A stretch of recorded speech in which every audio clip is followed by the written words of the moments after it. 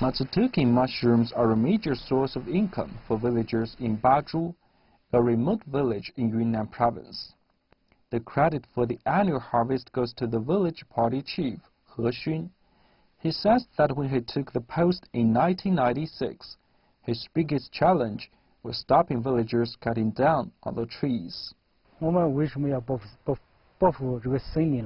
I insisted on protecting the forest despite pressure from both senior leaders and some villagers, primarily because of the threat to our livelihoods from water and soil erosion. I also realized that we would lose important sources of income, like wild mushrooms and herbs, if the forests were destroyed.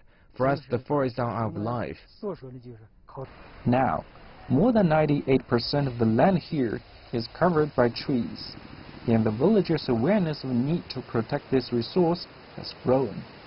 To diversify income, He Xun has introduced other crops that help the economy and the environment, such as medicinal herbs and edible roses. We used to plant wheat, and it was barely enough to feed my family. Planting roses has definitely been better for us. Last year, I earned about 16,000 yuan from growing these flowers on 3 hectares of land, and the roses have attracted a lot more tourists. General Secretary of the CPC Central Committee Xi Jinping once said, "Clear water and lush mountains are invaluable assets." He Xun says his village has really turned the lush mountains into a source of financial reward, and is pleased that his endeavors over the past 2 decades are in line with the nation's green development strategy. Striking the balance between environmental protection and economic growth has been a key factor in eradicating poverty in Baju. But in He Xun's eyes, maintaining stability and harmony among the villagers is fundamental for the sustainable development of the small village inhabited by the Tibetan ethnic minority. Over 99% of the villagers here are Tibetans, and scores of them are monks.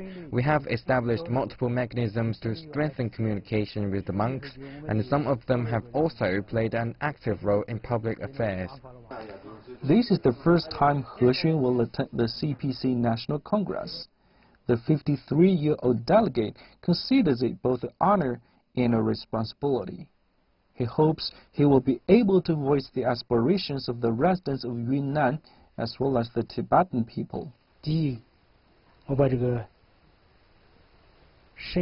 My focus will be poverty relief, ecological protection, and grassroots party development. Also, I want to call on the party central committee to pay more attention to the development of areas inhabited by ethnic minorities. He Xun will be retiring in 2 years, but he still has many plans for the development of his village, such as building infrastructure to promote tourism. But he says the fundamental principle must be to do no harm to screen home. Yang Jinghao, CGTN, Diqing, Yunnan Province.